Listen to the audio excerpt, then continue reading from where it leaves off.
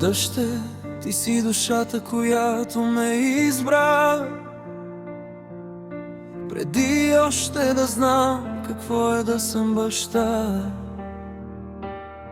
Ти се превърна в моя път и съдба, светлина, която води през нощта.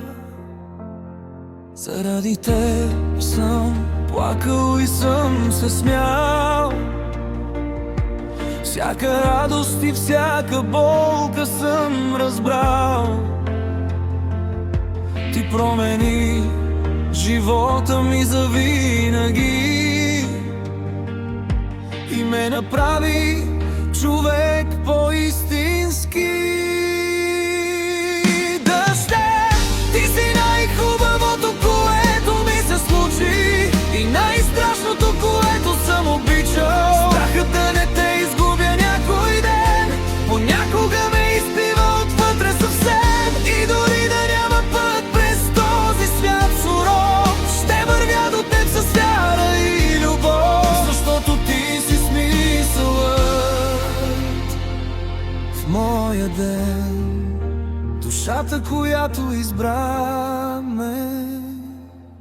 Дъще, ти ме накара света да видя наново, не като затвор, а като чувство ново. Да търся смисъл отвън всеки шум, в тихата дълбочина на човешкия ум. Ти осмисли всяка моя крачка напред, дори когато страхът върви редом до мен. Сълзи от радост и сълзи от страх, но любовта ни е по-силна от тях.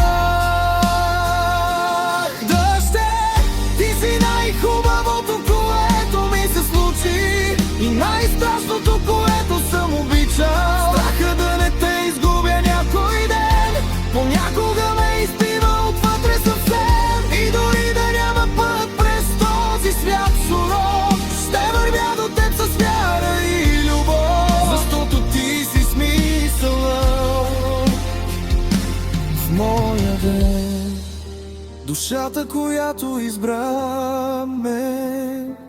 Дъще, приемам го като свое изпитание, да ти дам сила и вдъхновение, да събудя най-доброто вътре в теб,